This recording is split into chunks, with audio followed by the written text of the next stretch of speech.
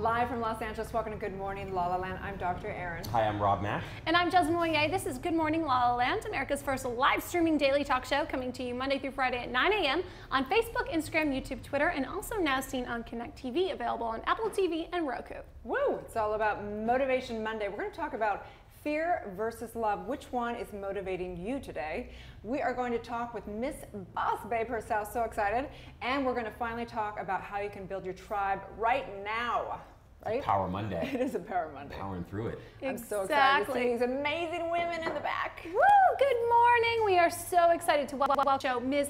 Lori Harder. She is the author of the new book, A Track Called Bliss, and of course, the OG original Boss Babe herself, Natalie. We're so happy to have you both with us today. Good morning. Morning. Good morning. Good morning. So here on Good Morning LaLa Land, we like to know what your morning routine is. What do you do to start your day? Natalie, let's start with you. Oh, great question. So my morning routine is pretty simple. I wake up, I open my curtains so I get some sunlight in, and I meditate for about 10 minutes. I put my stuff on, head straight to the gym, and I normally do a workout, whether it's 30 to 60 minutes, depending on how much time I have. I come home, I always have hot water with lemon, and then I make varied breakfast, but normally I have oats with some fruit there, some nuts.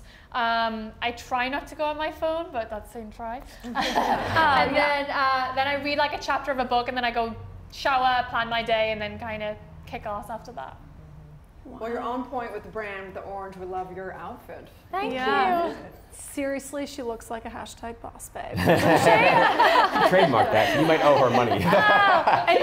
No. I'll just give her all of the credit. Well, and you're in good tribe today because we love Lori Harder. Thank you again for being back here on the show. So tell us again what you do for your morning routine. So for me, it's so funny as you start to meet people who are doing the same thing. We all kind of have the same morning routines. So I wake up, we actually wake up to a mantra. We've woken up to a mantra, my husband and I, for the last, I don't know, probably 4 years, which is super basic. So we remember it first thing in the morning. And it's, I'm happier, healthier, wealthier, more fit than I was yesterday. And I've recently added, and I'm a New York Times bestselling author, to that every single morning. Yes! Just getting right into manifesting like what I want for the day, because when I wake up, I don't wake up feeling awesome typically. It's like I have to get into that. It's almost like I go to bed and have spiritual amnesia, and I have to remember what I like want to do for the day. And then we go downstairs, we say a quick prayer, we have coffee. I try to stay off my phone as much as possible as well. But we meditate, and then we always move first thing in the morning, because I just need to take that morning time and keep it really guarded and sacred. I love the common denominator of these morning routines. It really is so special. Well, thank you both so much for being here today, and we're excited to talk to you more later in the show. So I think we should rename Good Morning LaLa to like Good Morning Chicago or something, because it's freezing and it's like whistling outside. I'm like, what are we doing? It's almost June. I have to remind myself I'm not in Pittsburgh anymore. I'm like, oh, yeah, it's LA. The traffic reminds me of that, don't worry. I keep telling Rob, since he moved here, this is not typical LA, but I have to admit, I sort of love the change in weather, you guys. As much as I moved here, obviously, for sunshine, right? The eternal summer, there's something moody about the clouds, right? I agree. It's very Sarah McLachlan like music. Like, no, I love Sarah McLachlan. No, I do. I'm serious. And I will note, I think for sure, the productivity must go up in this city because even the traffic's lighter. I feel like people are just working. I don't know what they're doing. Maybe they're sleeping. Because you feel like you're not missing out. When there's sunshine's out, you're like, oh, I should be hiking. I should be outside embracing this beautiful weather. When it looks like this, it's like, all right, turn the computer on. Let's get to work. Yeah. Although we had kind of decent weather afternoon for today's Promises event. We went up to Rick Langley's home on the hills, and he was supporting orphan children in Haiti. And he had this beautiful event with Step and Repeat with Connect TV, and there was poolside cocktails and a silent auction. Some pretty good items in there. I wonder who got all those vacations and jewelry that was in that showcase. It was so fun to have cocktails for a cause with all these people. Papa Joe was there on the red carpet. Big shout out to him. We love you. We love you, Papa Joe. He's such a light. The crowd was so cool and sexy and chic. And in the second week of June, actually, they're going down to Haiti with the proceeds from this event, and they're building a self-sustaining community there. A community that they can educate themselves, they're going to feed themselves. The Vanderpump dogs are going to be there. They're creating a dog sanctuary down there. So if you miss the event, it's okay, because you can still go to their website and donate. Right. It sounds glamorous for the kids, but it's was not. Like they literally were cooking off a stone thing. They're gonna have now like a chicken coop, and like it's like basics. Like basics, really, really basic. So cool that they're up to that. So glad big you guys shout out made to the you. event.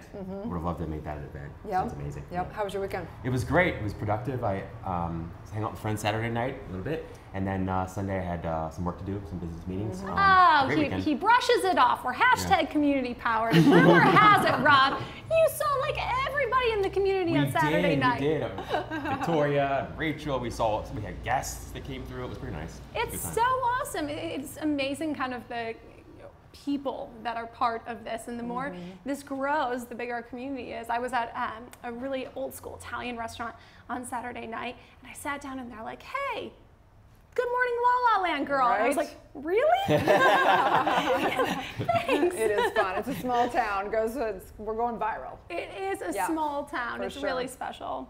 So I want to talk today about fear versus love, and we actually we really want to say to all of you, please write in, DM us, email us, whatever. We are community powered here, and we want to know what you want to talk about. And today, you know, there's basically two things that can motivate you in life, and it's fear or love. And we actually have somebody that wrote in that said, good morning. I'm so excited to see all of your wonderful, magical things that you're doing on the show.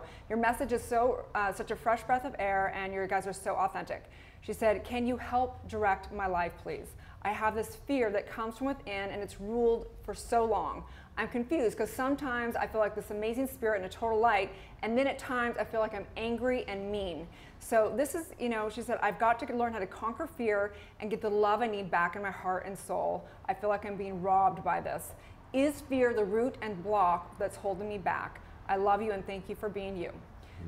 Such an important Thank you so much for right? writing in. We really appreciate that. It's a profound question. It is a profound question, right? And I think it's important to know, like I think positive psychology is really important to know that obviously when we can choose love, it's always better. You're either choosing, there's two basic energies that is going out. You're either using it for a positive or negative. You're using the universal law for good, or you're inverting it for negative. So it's fear versus love, right? But it's the same energy, and it's really a completion. And I think so oftentimes you just go, well, just be positive or just focus on love, and that's kind of, it's not the work. I mean, yes, you can do that like a muscle that you're building, but you've got to go in and handle the trauma, the things that are causing the fear. So I just want to give a shout out to this person, know that there's probably some trauma work that needs to be done. There's probably some completion that needs to be done in order to really truly be able to step into your grace of love, right? What do you think from a positive perspective? Go ahead, Jess. I'm no expert, but what I would say. You're an expert. Yes, you are. I would say, thank you, You are. that it's all about your reactions, and you can choose how you react. And I maybe haven't mastered doing all the work, but I'm choosing how I react. And I either react out of a place of fear or I react out of a place of love. And that could even be as much as second guessing whether or not I should send that text message or take that meeting. And I think if I was out of a place of love right now, what would my reaction be? Regardless of what their reaction is to what my action is, where is this coming from? And if I truly act and speak from a place of love, not fear, it's amazing the difference in the life that you can create for yourself. 100%. I love that, Jazz. I completely agree that for me, you know, fear, I agree with Course in Miracles that fear is a call for love. So at the end of the day, it's really all about love. And for sure, you know, I think there are maybe steps in the process of awakening or awareness and sort of overcoming fear. But for me, the more I focus on that which I love or that which I need to love, which is often myself first and foremost, the more the fear dissolves itself. And so I think it's not even necessarily about overcoming the fear or creating more love. It's just about accessing that infinite love that's always there inside of you, that's only blocked by too much thinking. Right. So when I stop the thinking, often I'm able to access the love kind of like instantly. Doesn't mean that you feel it instantly, but you access it instantly. It was really powerful in the speech that was given at the royal wedding this weekend, and the bishop said there's something right about it. There's a reason for it. The reason has to do with the source. We were made by a power of love, and our lives were meant and are meant to be lived in that love. That's why we're here. Preaching, 100%. preaching on a Monday morning, that's right. And the bottom line is this, is that, you know, an action of love may mean going to therapy. It may mean doing your inner work. That's an action of love. So it doesn't mean you can't necessarily not react, because some people can't control their reactions or PTSD or things like that. So doing love means, you know, healing thyself for sure. Yeah, and it's just, it's a process of observing your reaction. So sometimes you're right, you can't control it right away. You can always observe what's happening, and you can be in the moment with your reactions and just be more aware of what you're thinking, feeling, and doing. That awareness itself is transformative. For sure. So you don't have to necessarily like force yourself to do things differently. Just your observation alone will change things. And your tribe. It's all Always about the tribe. Tribe moves you from transition to transcending. Wow, love According that. to Miss Love Lori that. Harder. It's all about tribe. Definitely, Spirit wants us to synergize for sure. So I believe that we have a My Life by Yes. Lori Harder, right? Let's take a look real quick. Such a cute cover. I'm a fitness and transformation expert, and this is my life. I am from a really small town in Upper Michigan called Marquette, Michigan, and I grew up in a very strict religion and also in a family that was overweight. I knew that I did not want to go through the pain that I watched my mom and all of her sisters go through, and I also knew that as I transformed my life that I wanted to help people transform. But quickly I learned it was not just about food and exercise, that you can't transform without your mindset transforming. And I started a podcast called Earn Your Happy, really showing the struggles of the journey, what to expect, and to make sure that you have a tribe around you who's going to help you with that transition. And this is my life.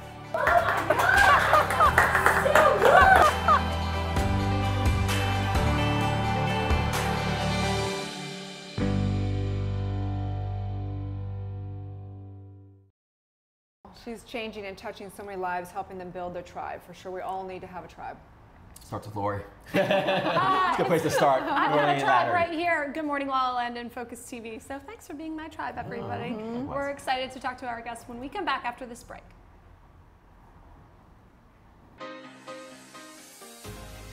I'm Jasmine Moye, co-host of Good Morning LaLa Land with our associate producer, Ms. Victoria Simone. Hey girl, so where are we right now?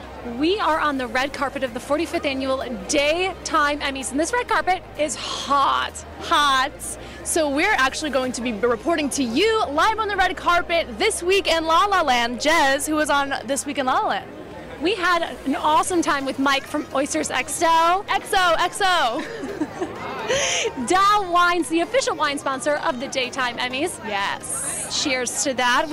We also had Casa Herradura and Tequila Master Kevin. He made us the official golden margarita. 24 karat magic in the air, that's what I'm saying. It was all luxury, luxury, luxury, and we celebrated the launch of the lifestyle magazine Amari with the creator George Roja and Zulay Hanel. It was a great week in La La Land.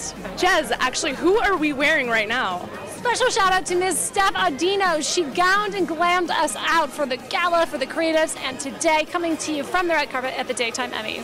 Thanks for tuning into This Week in La La Land.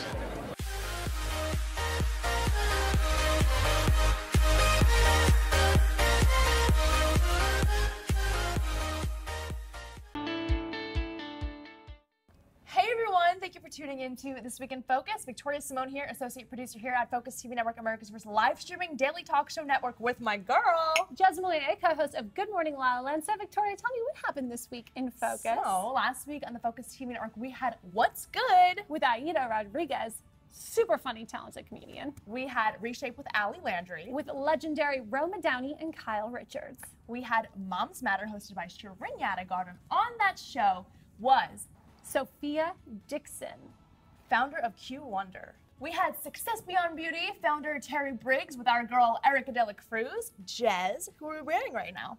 We are wearing J Squad. Special thanks for making us feel like a true goddess here on Good Morning LaLa Land. Speaking of Good Morning LaLa Land, who was on last week? We had legendary host Jane Hansen, the creative team of Sick for Toys, amazing musician, and Kirsten Collins was here, singer-songwriter, and she's making grown men cry. And of course, we had Eric and Santi Nielsen from the Bay. Couple goals. Thanks for tuning in to This Week in Focus. Jez, thanks for helping me out.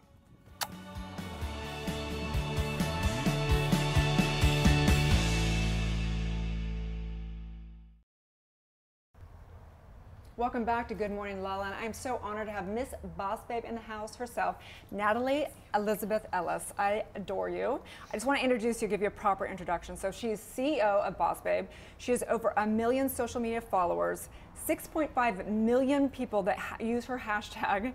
Degree in business management. She's won over 11 national awards for her work online and with entrepreneurship. And she's really brilliant at building an online community, and a dear friend of mine. So thank you so much. Thank you for having me. I'm so excited to be on here. Dude, Right? You sleep all day, every day. You don't do anything. I know, so this is great for me. Right? So tell people out there that are watching, what is BOSSBABE? So BOSSBABE is one of the largest online networks of female entrepreneurs. We are a big online community. We have an exclusive paid community where it's very specific female entrepreneurs in there. And we basically help women go from having an idea to having a thriving business. So where did this start? What was the moment you were like, you know what, I'm a boss babe. I'm going to create this community? I mean, it started for me long before then when, I was this weird child. I was super obsessed with entrepreneurship. It's the weirdest thing to be obsessed with, but I was obsessed with it. And I just loved this idea of going from having this idea and making it a thing. That was just wild to me. And so I first went and did that. And what I realized through that journey was, firstly, entrepreneurship can open up so many doors. It got me from a very small place in the UK called Newcastle to traveling the world and literally living out my wildest dreams. And it was also a lonely journey. And all of these little things, I just thought, you know what, I want to work with women and show them that this is possible for them and bring them together with other women that have their back. And I really do believe in the power of women. I think we're all amazing, and when we work together, just incredible things happen, and that's just in my blood. I am collaboration all the way. And so yeah, that's kind of where this idea was born. And BOSSBABE was actually started already as an Instagram account with quotes, and it was so empowering, and I was like, okay, this is going to be my thing now. And it's kind of where it all began. So now you're officially the owner now. Yes. Right? Yeah. And so tell us about that transition. So yeah, I've been running it for about 2.5 years, but as a hobby. It was never really a huge thing for me in the beginning, because I was still figuring out what it could look like as a business. And I kind of got hit with one of those universal interventions where the universe came in and I lost my visa for working in the US because I got married, which was a huge shock. I didn't know that was going to happen. It should have been the happiest time of my life, and that happened. And at the time I was like, oh my God, this is the worst. And then I thought, you know what? No, let's turn this into an amazing opportunity. So I stepped back. I didn't do anything for 6 months but think. And that was the most powerful thing I could have done. What I realized was there was this incredible opportunity with BOSSBABE, and I wanted to go hell for leather with it. So I relaunched, and within 30 days we went from 4K revenue a month to 150K plus revenue. Wow. Within 30 days. It was one of them things when you take time to step back and think. And I had another business that was taking my focus before this, but stepping back to think and being like, where am I really aligned? What am I called to do? And when I give something my all, I give it my all. And that was it for me. I made the decision, I set that intention, and I have an amazing business partner, and we both just made it happen. You know, I find that so powerful, because so many women have these moments in our lives, and men, where nothing's happening. And you're thinking, oh my God, what is the universe telling me? I'm not meant to do this. I'm not booking this job. I've lost all my money. And that's really an opportunity to give space to the universe, right? So true. But how do you navigate that? Because it's really hard to have a positive mindset in that time. I mean, even so much as taking 30 minutes of space a day, it's terrifying. If you say to someone, go and sit in a corner in the dark with no telephone and no podcast, they're going to be terrified. And it is a scary thing. And, it was a really hard thing. I didn't just I wasn't like, okay, this is a great opportunity. I was like, oh my God, my work almost got taken away from me, and that was just the thing that I thrived on. It was what I loved to do.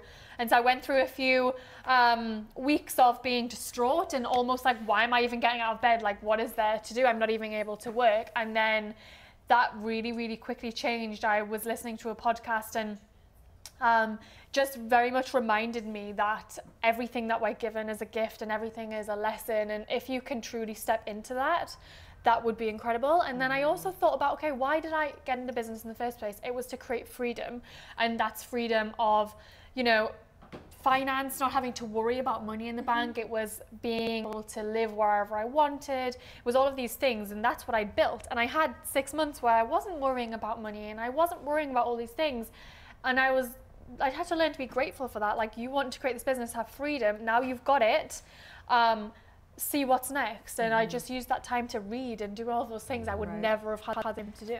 What was the best idea that came out of that incubation period? The best idea that came out of it was something called the Society. So the Society is an exclusive membership community within BOSSBABE, and one thing I realized is a strong community is one that has a lot of things in common and that really respect each other and almost sign up to be in that community and do what you expect of them in that. And for me, the Society was this place that women could come, whether they had an idea or an established business, but they committed to working on themselves and supporting other women.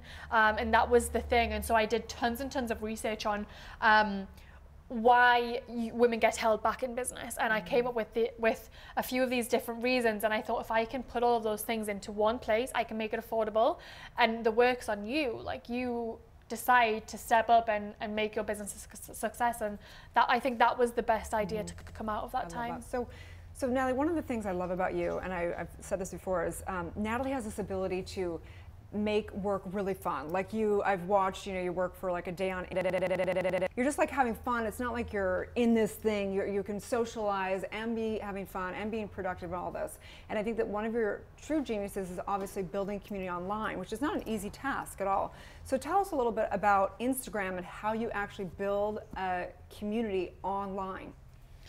Yeah, that's so true, and I just think you should never take anything too seriously as well. Like in this business, I always say, like, well, I'm not like doing heart surgery. No one's gonna die if I'm not, like, it's never anything too serious. But when it comes to Instagram, I mean, the first thing is authenticity is so important, and to be able to show your most full self is so important, and using all the tools you're given to be able to do that. I'm a huge fan of video right now. Live video in particular is absolutely incredible, as well as VOD, as well as podcasting. Anything you can do where your full personality comes through, I think, is so important. And people want more than just a picture these days. They want to know who that person is behind the brand. So as well as that, when you're putting together your captions, your images, like, not just having the typical like outfit of the day, like, actually like step behind the image. So like, what was going on for you that day? Like, what did you have to share with people? Like, what is your value? And I'm just a huge believer of value, always on social media. Like, people, when they land on your profile, they want to know, okay, what is this person going to do for me? And so that should come through in your description. It should come through in the links you share. It should come through in your images. You should make sure everything is really high quality and consistent. I think there's all of these different things, but if you also just aren't being your most valuable and amazing true self, it's very, very hard to get followers to stick around. I mean, that sounds beautiful, but it's also highly intimidating. Yeah. Be the best full version of yourself. Make sure it's a high quality thing. Tell all of your personal details in a caption and hope that people just love you. That's a beautiful concept that is not easy, and it's really like terrifying. It is. So how do you break through that? I mean, how do I get over that hurdle? Because I don't like to post everything about myself. It's too vulnerable. Yeah. So I think the first thing is making that decision of, why do I want to be on social and grow my social? So for a lot of people, they're so happy with a personal account and they don't want to grow it, and that's fine. But I think if you make the decision of, I want to grow on social media, I think thinking about what that means, because if you do it well, you're going to become a role model for so many people. And I think often someone can have 10,000 followers and think, oh, I only got 10,000 followers. And I'm like, you are a role model to 10,000 followers. Can you imagine a room of 10,000 people? And so with that, I think you have to really accept the responsibility you have. And you're like, if I'm going to put myself out there, I think I have a responsibility to do it authentically. You know, I think we're so far past the accounts that make us feel bad about ourselves and shame us, and I think people are just craving this authenticity, so it's almost a decision, and it isn't for everyone, and that's the important thing to remember. Like, if you're listening to this and you're thinking, that just sounds exhausting for me and not I'm not sure that's something I want to do. And I mean, the high quality images, it doesn't have to be like perfectly polished, but it has to look decent. Right. Like it can be behind the scenes, but it has to look decent. If that's not for you, it's fine. It's all about finding the avenue that works for you. But I think really realizing the opportunity you have is so important, and to be a role model for so many people. If you decide to do that, you have to be all in. Man, I thought I was going to make a name for myself just hating on people. I guess not. It's not been tried, it hasn't worked, I guess. Good for you. So I spoke at one of the BOSSBABE events. What was that, a few weeks ago now? Yeah, I think so. And what I think, and where I see kind of the future going, and I know that you're up to this, is online is amazing, and we build these communities and we touch and find people and friends and everything across the globe. So I'm so thankful for the online world. But I do believe that the future is people are dying for community. In fact, we know now it's a public health issue that 1 in 5 Americans anyway deal with chronic loneliness. And so you're now putting together, part of the society is going to events. Talk about women's events and where you see the vision of that going. Yeah, I 100% agree. Loneliness is such a problem, and I think probably all of us in this room could even say at some point we still feel lonely. Sure. We can have so many friends, but because we exist so much online or in front of a camera, it's terrifying. And yeah, so that's exactly what it's going to be. So BOSSBABE and the Society, we're going to be putting on a lot more events. We have one this month. We're going to, in San Francisco, we'll be taking them to New York. We're going to London. And it's really important for me to be able to bring very like-minded women offline and actually meet in person. The kind of transformations that you have in a room like that. And even if you come to an event and there's 200 people there, don't feel like you have to go and meet tons of people. If you meet just one person, that's going to be the person that you could have the most incredible relationships with. You can go for cocktails with when you really need some support, whatever it is. That is so powerful. So yeah, offline events I think are only going to continue to get bigger, and that's a big piece of advice that I give to any kind of influencer online or someone that's ahead of a community online. Like, think about taking that community offline. The amount of value you can deliver by introducing someone to their next best friend is so big. And I was just chatting to Laurie before about how the two of us are quite introverted. We're like introverted extroverts, and what I think is you can be really introverted, but then the second you connect with someone that's just like you can feel like the most extroverted person ever. You can gain so much energy from that person. And so I think we need to be doing more to create those kind of relationships. You have done so much. Thank you for contributing to the community in a way that you have. I mean, BOSSBABE is like a pop culture phenomenal word. What does it feel like to actually be the BOSSBABE? So I don't really think about it too much. Like, I don't think of myself as like the BOSSBABE. Like, I think of BOSSBABE as like we're all a community and we're all in it together. But you're the leader. You have the responsibility. You are the image. You are the brand. Yeah, I mean the idea of I have something that is almost overwhelming in a way. Like, I wake up every day and I just ask how I can best be in service and make sure I don't F this up. Like, that is terrifying for me, because I know it's such a big thing, and I have so many amazing women kind of depending on the work that we do, and it really does give me that kick up the bum that I need, but it is overwhelming at times too. And me and my business partner have those meetings all the time where we're like, okay, we're feeling a little bit overwhelmed, there's so much to do, but let's remember why we're doing it, let's break it all down. But I mean, as I said, I don't. It's easier when you think in terms of we're all in this together, we're all this big community, but it is overwhelming because I just want to do like the absolute best I can do. Wow. And so you are a role model. Clearly, Jesslyn is spot on there. Who are some of your role models? Sarah Blakely. Oh my God. Instantly, no hesitation. I love her. I think she's incredible. I think women that stand out for me are women that are so just unapologetically themselves, and women who just are such a badass in so many areas of their life. Like, she's incredible in business. She's an incredible wife and mother. She is an amazing friend. Like, you can just tell by the way she is with people. She's just a great person generally. So she's a huge role model for me. My mum and my grandma are big role models for me. They are both such strong people, and so kind. My grandma has taught me a lot about the importance of being kind to people. And she's also taught me a lot about being a calm person. Oh, really? So I'm glad about that. But Sarah Blakely, in terms of business, is my #1 role model. Right. I love her. Right, and we want to give a big shout out to Nick Pigeon as well. Big hugs to Nick if you're watching. We love Nick. That's how we were introduced, and she works with you in BOSSBABE as well, right? She does, yeah. And then I want to talk about one last thing before that's pretty near and dear to all of our hearts, which is really bringing all colors, all sizes, all backgrounds together in these women's events. I think that there's noticing going to these women's events, one will be like a bunch of white girls, one will be all African Americans, and I just feel like we need to do work on this, all of us, you know, as a culture. What is the deal? We're still being divided even as women in some weird way. I know, I completely agree, and I think as a white woman it's so hard for me to speak about this, but one thing I know I can do more of and I can do better is bring more black women onto the stage and make sure that we are representing everyone and making everyone feel comfortable and welcome.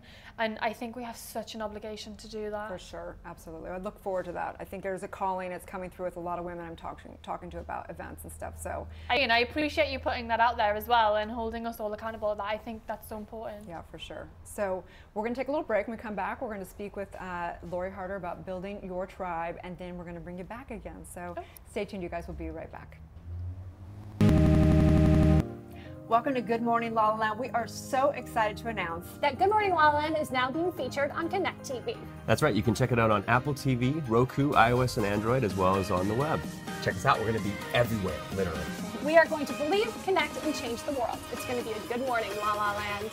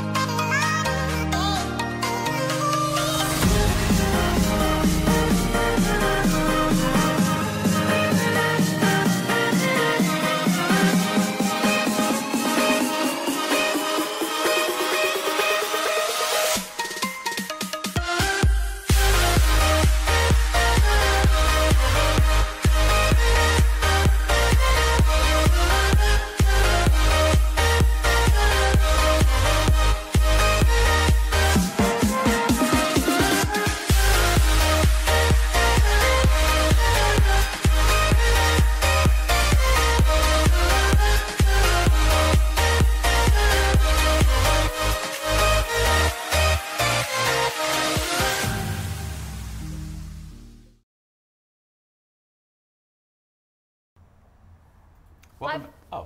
Welcome back. We're all so excited. We're so excited. We all Roz, take it away. We've got Lori Harder. She's my friend. She's the best-selling author of A Tribe Called Bliss, and she's here today to talk to us a little bit about the book and about her life. How are you? I'm so good.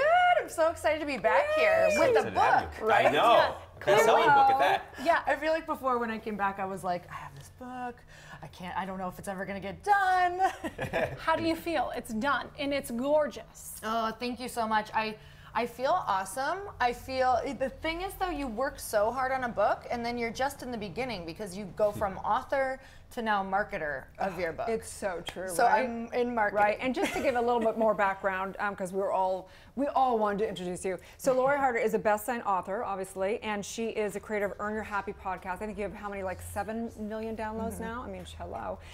She's speaker, you've done TED Talk, and you're the creator of the Bliss Project and founder of Start Your Tribe Now. So incredible, amazing, extraordinary boss babe for sure.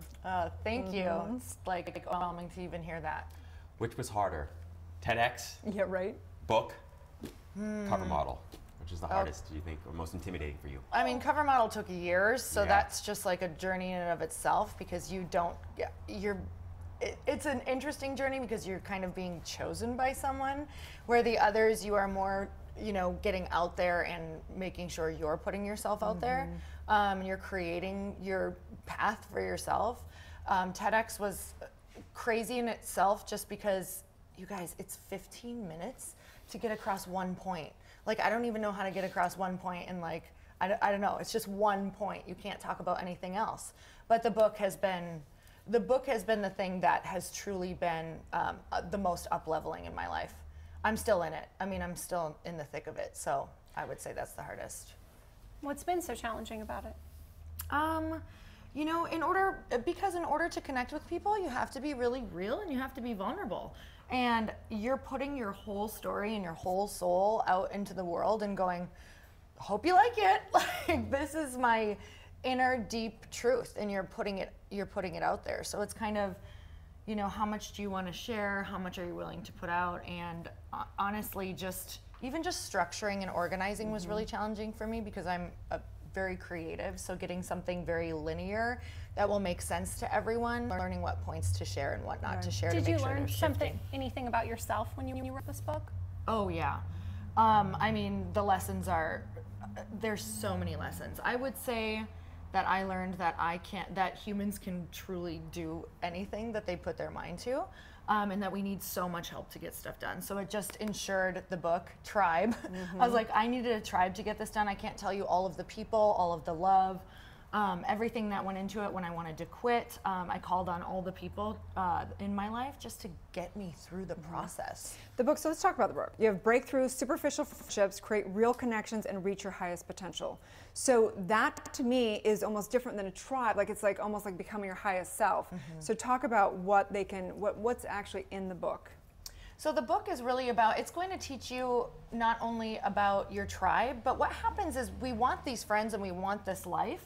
But if we're not doing the actual work alongside of creating our tribe, and when I say the work, I mean of becoming your highest potential, we're never going to be able to actually hold what comes with the friends that we desire. So we want these up-leveled friends, but that means that we have to be up-leveling ourselves to hold what comes with it. Because I don't know about you, but I've walked into a room full of amazing women and been like, oh, I don't belong here. What do I have to offer? I don't even know what to say. I'm such a weirdo. Why did I say that? Like, that is what's on repeat in my head over and over. So what happens is you have to have the tools to do the self-talk to even be able to know that you are enough in this moment, that what are you going to say to yourself after you leave that particular event. That's all that matters, is if we change the stories in our head. So the book runs parallel to building your tribe and how to show up within your tribe, but then also how to show up for yourself and how to really change those old patterns in your head. I love that. It's what I love most about this book. It's such a powerful, profound testament to your own journey. And you didn't always have this incredible tribe.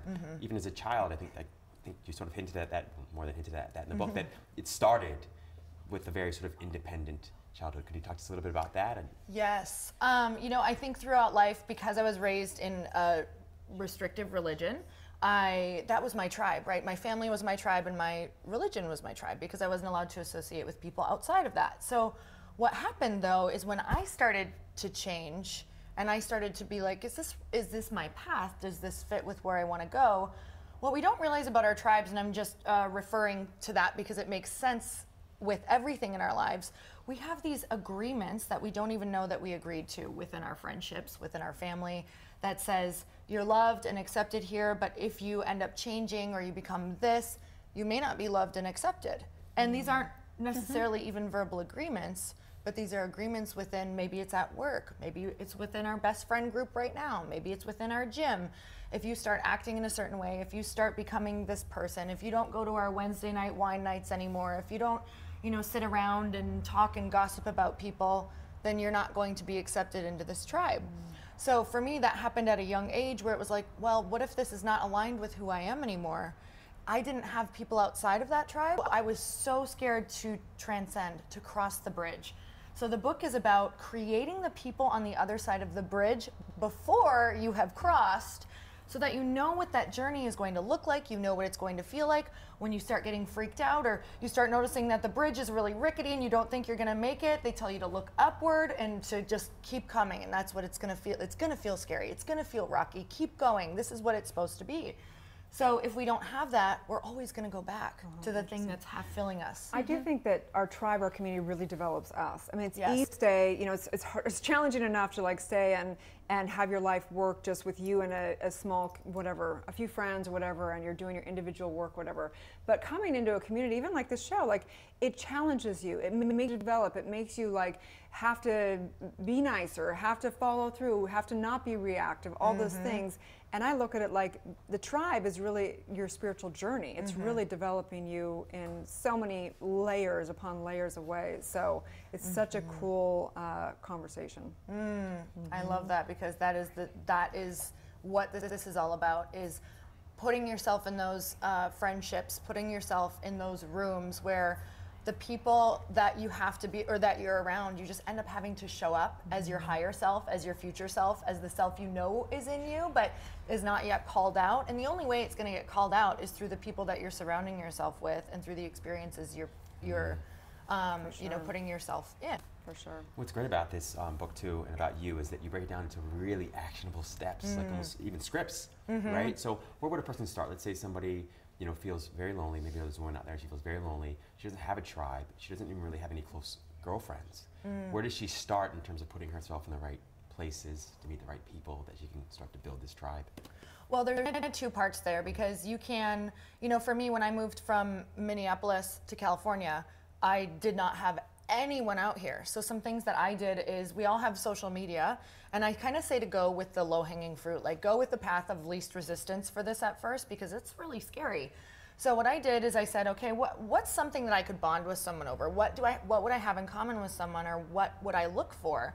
I thought, well, fitness, I do events, so I'm gonna start looking at hashtags. I literally looked at hashtags. Like I went Hashtag friend search. For real. I did like women's events LA, and I started to see who was putting on events. And I also started looking at people who were going to Soul Cycle classes, because I had started going to classes. And I would message them. I would literally slide into their DMs, like for real. Like I was creepy girl sliding into DMs. Like I did probably 50 messages, and I would make time for it, because I thought, I want a tribe here so bad. But the thing about the message, you guys, this is where it all has to come together, is you have to let them know what your intentions are. You have to let them off the hook. You have to let them know exactly how long it's going to be and respect that time frame. And you also have to let them know that no matter what happens, like afterward, there's no expectation that you ever even have to meet again. Sounds like good dating advice. The best. It is the best. It is dating advice. It is the best. It is. Otherwise, people are like, I just start sweating when I think of a woman being like, let's be friends, because I'm like, I don't know what she's gonna want from me. I don't know her expectation. I don't know if I have time for it. So you have to put it all out there, like literally like you're in the sandbox. Like, I like you, I want to be friends. You just have to be real with it, and also say what that expectation is. Maybe it's just once a month to start. Maybe we could meet for coffee for 30 minutes after a workout once a month. And we do that, like, you know, here at Morning LaLa Land, we've had like over 200 guests. There's extraordinary people. It's like there's no way that we can keep these one-on-one relationships. Right. So we're like creating events. We're going to be doing monthly. Because how do you do? So how do you, out of, I mean, you know, thousands and thousands of people. How do you stay connected? Well, I have events, but also. But are they monthly? Are they like, how do people get involved with them? So my event, the Bliss Project, is once a year. But for me, how I stay connected is I teach them to build their tribes, because I can't connect with everyone. And that's my work, right? That becomes my work when I say, wow, I feel really pulled in a million different directions, especially as women start reaching their goals. It becomes our work to actually let it be okay that we don't have to take everyone on the journey with us, that we could have just shared a really beautiful moment together. And that is enough. We don't have to carry them. We don't have to take care of them. We don't have to, you know, make sure that they love us. And there's so much of that in the book, because we are people pleasers, so many of us in this planet, as women especially. So if we continue with that, we'll never actually have the close tribe that we want. So that's self-work in and of itself, is realizing not everyone is meant to be on your journey. But the book for me was a way for me to help other people just to create their own. Like, you don't have to be in mine. You don't have to be in hers. You don't have to be a select group to get what you desire in your life. You create your own, and you can bring that group up together. So true. huge part of it too, which you point out so poignantly, is forgiveness. Yes. The self-forgiveness and forgiveness of others. Can you talk a little bit about that? I mean, we can't do anything without forgiveness, because like going back to these rooms that we want to insert ourselves in, or in these relationships that we want to be in, the stories that we tell ourselves afterward is either going to empower us to stay connected, or it's going to make us be alone again. So I'm constantly forgiving myself for everything that I'm doing in every single conversation, whether it's something little that I said that I was like, why did you say that? Or why didn't you compliment that person? Or why didn't you say how you felt? Like, the faster that I can forgive myself and just move into what would have felt good for me to say, and just trying to show up more authentic every day, because authenticity is just a complete practice. And in order to be authentic, it's forgiveness of when you weren't feeling authentic. That's really intriguing to me. So you're saying, focusing on being authentic in the moment, it helps you remove the need to have to forgive yourself for not being enough. Yes, absolutely. And then you can, I think when I feel my most authentic, even if I'm like, oh, that was really weird, or you just like totally was like, hey, I want to be your friend.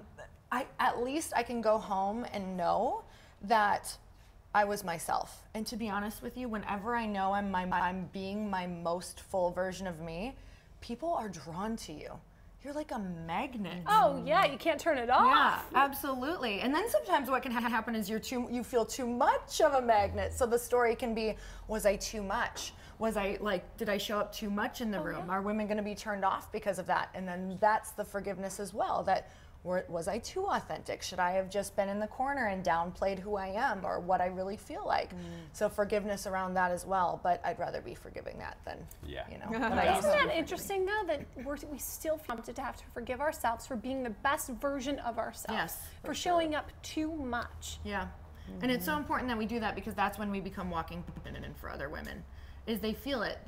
We need to see these models of what it actually looks like to be a full version of ourselves in a very loving way. Because if I don't see that, if I don't see other women showing up fully them, then of course I'm going to continue hiding. So I want to be in that room with the women who are just big and bold in themselves and showing up exactly how they feel that day. Wow, it's so powerful. And that comes through beautifully in your relationship with Chris, with your husband. There's a story, actually, Chris and I were going to hang out one weekend, and we both got caught up in stuff, but it was my responsibility to get back to him, and I didn't get back to him right away. And I remember seeing him on Monday morning at the gym and being like, Chris, dude, I am so sorry. I totally meant to hang out. I promise. I meant to get back to you. And he said, Rob, I don't make up stories about what, why you didn't get back right away or not. And I was like, oh my God, I literally said that same thing to people, and I meant it, and I felt it. Because he's so self-accepting, which and that's something that you both have in spades. You're self-loving and self-accepting, and allows other people to show up and be self-accepting and other-accepting. So thank you for doing that for us. Thank you. Absolutely. We're excited to have him on the show too. Right? Oh yeah, he's excited to come on. So excited. So building our tribe, we're so excited to read it and follow this journey, and because we're building our tribe here, and it's it's been a beautiful journey for all of us, and to build a community around Good Morning LaLa, it's been so fulfilling, incredibly fulfilling. If there was one final takeaway that you had for the book, and I know people need to read the book to get them all, but if there was one big takeaway for you, what would be the greatest takeaway be that you wanted people to remember from the book? That no matter what you feel like, or no matter how lonely you are, that there's a way to create this dream tribe that you've been thinking of, and that we are not meant to do it alone. So if you're feeling stuck in any area of your life, or lonely in any area of your life, there's a way to support yourself. You just need the tools to do it. Drop the mic. Okay, so mic drop. Nicely said, beautifully said. So we're gonna take a little break and bring Natalie back, discussing what boss babes are doing on a day like this in La La Land. So stay tuned, you guys. We'll be right back. This is Jack. His mother didn't save his childhood artwork. She just threw it all away like it was garbage. If only his mother had Archive. Archive is the easiest and fastest way to chronologically store your child's art. Snap a picture, tag it, and store it safely in our cloud. Then share it with friends and family. Even turn it into a calendar, mug, or your very own printed book. Oh, you were going to make one yourself? Yeah, that's what his mom said. Download the Archive app now and help us save art. Archive, available now on the App Store.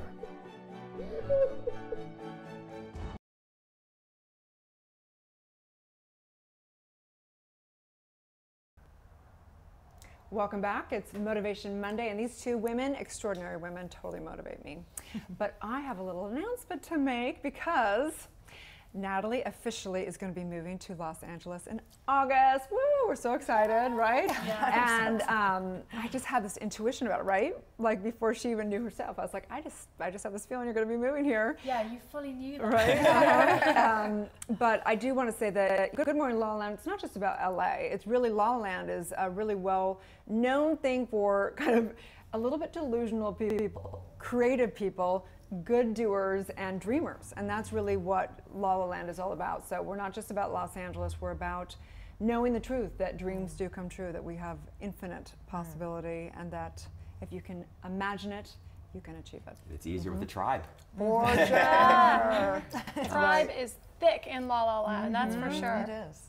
For sure. So I'm looking forward to you guys collaborating, women's events with all of us and all the above. So what are you guys doing today on a Monday? It's Monday breaking ground, right? I love Monday so much. So today, with being in LA, I'm going to be seeing some friends that I haven't had a chance to see, because normally my trips are so flying, like I'm just in and out. So I'm going to be spending time actually seeing some friends. I'm also going to be viewing some apartments tonight. And yeah, just taking it all in and kind of getting the feel for where I want to be, because I've lived here before and I loved it, and I just kind of want to figure that out again. But LA is my favorite place to hang out with people, so that's my plan. What do you love most about LA? Sorry, Jen. What I love most about LA, that there's always something happening. So where I live right now, and I absolutely love it, there isn't a ton of stuff going on, like on an evening or a weekend, unless you kind of make it happen yourself or go all the way to the city. Whereas I love that in LA, every little neighborhood's different, and there's always something going on and so many amazing people to meet, and that's what really excites me, I think. It seems as though you would both be working 24/7. So what do you do for fun? I just went surfing yesterday. So really? Oh my God, that's on my bucket list. I've always wanted to surf. Are you an avid surfer? I'm not good, but I surf a lot. Aren't you freezing? Oh, I have this super thick wetsuit. So it was actually amazing yesterday because it was cold, but the wetsuit just you can actually sweat in it. And believe me, once you're out there, you're paddling and the waves are, California's kind of right here is a little bit tough to surf. So you're paddling more, the waves are a bit harder than. Where do you go? I just went down by Santa Monica Pier. Oh, really? Yeah, on the other side. I've surfed once. Are you going to pick up the hobby while you're here? Yeah, I'm not sure. It's tough here. Certain places are not tough at all. Like I love to go to Costa Rica because I swear the water's just like, come on in. And here I'm like, I like body surfing, but I'm afraid of the board. Like, body surfing is great, I love it, but the board, that whole board thing's like, this thing's gonna kill me. Yeah. When I did it, it just like popped up and knocked me out, and I was like, I'm done. Yeah, where's that? Not so much, okay. So what do you do for fun, Natalie? I like to get outdoors. Like I love to go hiking. I love to go on walks. I just did a hill run at the weekend with my husband. First time like a trail hill run, which was really, really fun. I love to go out for dinner and nice lunch. I love food. I'm such a big food person. Okay. Well, I can be a part of the food tribe. Then. Sorry, I've been so things like that I really enjoy. Wait on the beach and watch with food. Oh my gosh. So you guys, where do you think it's going? Like we have Instagram, we have Facebook. Do you see anything in the future? Where do you see the whole online world going? Do you have any like insight, visionary stuff for us? Video. I think video is only going to continue to get bigger and bigger, and I think if you aren't doing video now, it's the time to be. And even, I mean, we all know video on Facebook is huge, and there's the watch tab, like what does that tell you? They really think a lot about video, but I think Instagram's following on that too. And I think the more that we can put ourselves out there through video, the more that we'll be rewarded through the algorithm, which is always a nice way to look at it. Right. And what about voice? I've been really intrigued with Alexa, and it's fascinating because we were gifted an Alexa thing at one of the gift suites, and I've been playing around in my living room, and it's much better than Siri on the iPhone by a long shot, and I'm like, wow, this is a game changer, because if I'm driving, of course, I don't want to be scrolling through stuff, but I'm like, if I could just talk and have, you know, go through all kinds of stuff, it would be amazing. Do you guys play at all in that area? I don't yet. I mean, the podcast is that area. Oh, yeah, the podcast, for sure. But I think, but honestly, just about everyone that I know who's already an influencer is wanting to start one, or they have one. And I think there's so much space. So when people are like, oh, it's so saturated, no, not at all. I'm finding that people, that's how we want to consume. We're always on the go, so we need more things that are on the go. So just like video, but there's also a space for just audio, because so many times we're exercising or we're walking or we're doing something where we're not actually watching. So even taking your video and putting it into audio, why not? We've done that. Good Morning LaLa Land is now a podcast available on iTunes, so you can listen to your favorite interviews, because a lot of people don't have time to watch, but they want to listen to the expertise you have to say. So all of our interviews, and for the Dr. Erin show, as well as my other concepts, are available online.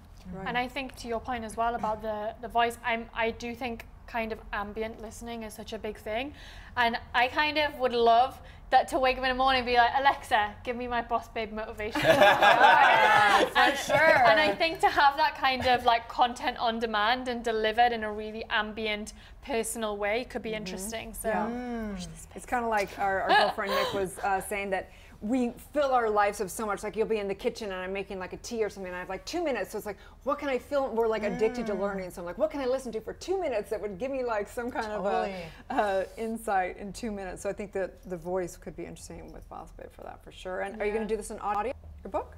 Oh, it's done. It is? Yeah, I did it on audio. It was awesome. Already? It was crazy and awesome. It was like 4 days of straight up just talking in a booth. 4 days. You did it in 4 days. That's it was awesome. Yeah, it's like those people who do audiobooks, they're amazing, who help you with your audiobook. It's insane. Like they'll catch you on a sentence and be like, okay, just add a little more oomph, or really get into this story, or put yourself back there. And I was like, this is awesome. So they're like coaches for making sure the story is told in the way that you would want it. Well, you're the coach, because everybody is learning how to earn their happy on your podcast. Have you had any favorite interviews or guests? Well, she's going to be my soon-to-be favorite. No, you know what? I was telling her about podcasting earlier, and it is the most beautiful way for me to make an excuse to get to know people that I really want to know, spend an hour with them. I can't totally pick a favorite, because I have learned so much from so many different people. It's been one of the best things that I've done in my life ever, hands down. I have a favorite, it's Rob. There was Rob. I do have a question. It was. What are you guys most looking forward to, like, you know, both of you, or each of you, personally and professionally? Anything that you're particularly looking forward to? It's coming up soon. You're moving. Yeah, I'm moving. Personally, there's something big coming up. I can't really say yet what it is, but in the next like 6 weeks, it could be really big. You probably know. You'll probably be able to guess. But that's coming up, and that's really, really big for me. And it's something, for a lot of people from the outside, probably think a lot of my goals are all business related, and they're so not. So that's going to be huge. And business wise, I am looking forward to creating more deeper connections with my community. I think that's the most powerful thing that we can do, and I think in terms of impactful work, that's the best thing that we can do. And I think, you know, following like your lead, I think a podcast could definitely be in the works. I think what you've done is incredible. So yeah, I'm really inspired by things like that. I love that. Business-wise, I'm feeling when you put something big out there and you kind of see what is catching fire in your community, because I'm getting a lot of feedback, I feel like I'm pivoting even more right now. Not sure what that's going to look like. I'm really feeling like community on the road with different events and things like that, and just collaboration. Because when I sat down and said, what do I have the most fun doing? Because you can get really lonely, like doing, you know, all this stuff behind the mic, behind the computer, and honestly, my whole soul is just saying collaborate as much as possible. So what does that look like for me? So that's what I'm in the middle of really figuring out, how to make that a consistent in my life. And then personally, anything creative, because that's where I actually grow the most, is forcing myself to do new creative things. Art, surfing, dancing. I'm getting into spoken word poetry. Oh, so good. That's sexy. Scary. You're writing. I'm writing it and performing it. Wow. I That's wanna see incredible. that. I'm excited. Would you take a class or just studying people online? And I've playing been around? just following people who do it. It's incredible. Yeah. Yeah. I love crazy. that. Well, thank you both for all of the work you do, the light you share, for being a motivation today on Monday. Good Morning LaLa Land. We are America's first live streaming daily talk show, coming to you Monday through Friday at 9 a.m. on Facebook, Instagram, YouTube, and Twitter. Now also available as a podcast on iTunes. That's right. Like, share, and comment, you guys. We are waking up the world together. Have a divine day, and may you find your bliss for your tribe and follow BOSSBABE. Have a great one, you guys. So awesome.